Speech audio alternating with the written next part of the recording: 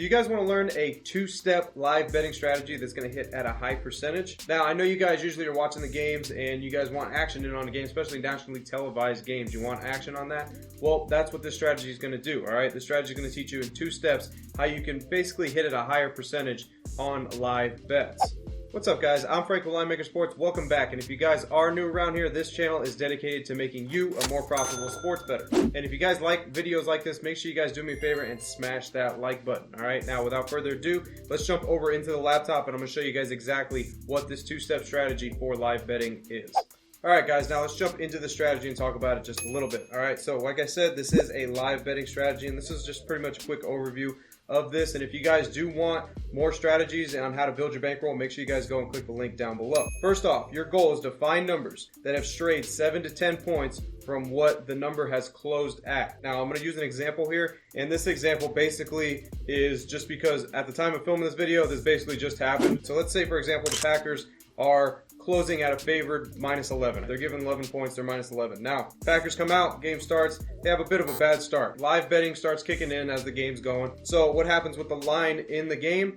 It drops down as well, all right? So the Packers go down to about -2.5 now in game because they started out pretty bad. So here's what you want to do. Step 1, find the number that has strayed 7 to 10 points from what the original number closed at. Like an example, like I just said, Packers open -11, now we're sitting at -2.5. Make the play on the favorite. You only want to track this for favorites. This is not going to work with underdogs, only with favorites. So the Packers open up -11, now in game we're at -2.5. Go ahead and place your wager on the Packers minus that 2.5 because you have got tremendous value right there, guys. That is tremendous value where you got a favorite that closed at a double-digit spread and now you have them down to about a field goal spread just because they had a bad start to the game. Now, I do need to stress this as well. You need to focus on this basically in the first half of game because obviously we get to the fourth quarter, there's only a minute left. Yeah, this game's pretty much decided, so you're not going to make a play at that moment because those odds are going to constantly shift and are going to gel exactly to what's going on in that game in the last minute. So you want to make sure that you're in the first half of the game and this happens, all right? This happens every week in and week out with football, basketball. It happens with a lot of teams, even hockey.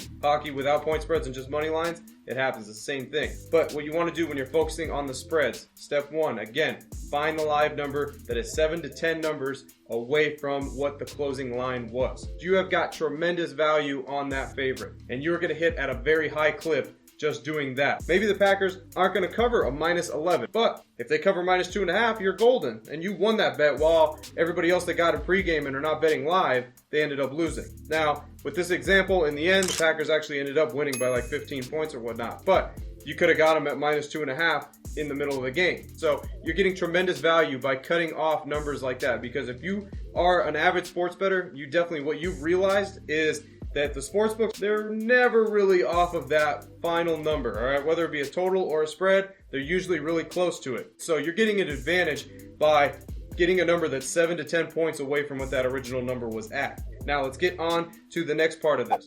What you shouldn't do. I told you what you should do. Now, this is what you shouldn't do, because I've seen this a lot of times with people too when they bet live. Let's just say, for example, the Packers close at -11.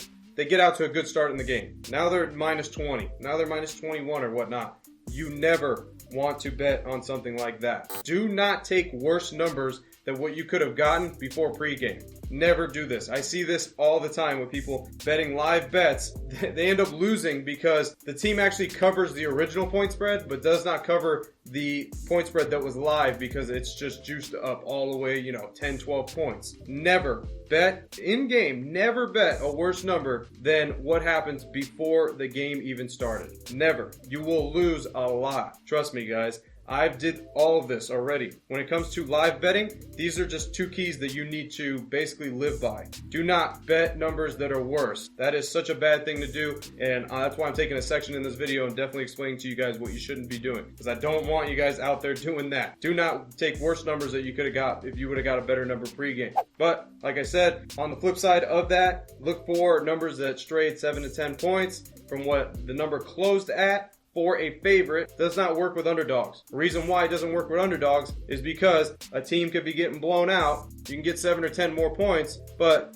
that team could continuously get blown out and then even, getting extra 7 or 10 points, still not covering that number. So it does not work with underdogs, only works really with favorites, but that is what you want to do. Take an opening line and see if you can get 7 to 10 points better than what that line closed at. And I promise you guys, you're gonna hit a very high percentage just doing that simple two-step strategy. So hopefully you guys liked that video. If you did, make sure you guys go and check these videos over here, all right? Because those just might help you just as well as this one. All right, guys, as always, make sure you guys like and subscribe. I'm Linemaker Sports. I'll see you guys next time. Till then, I'm out.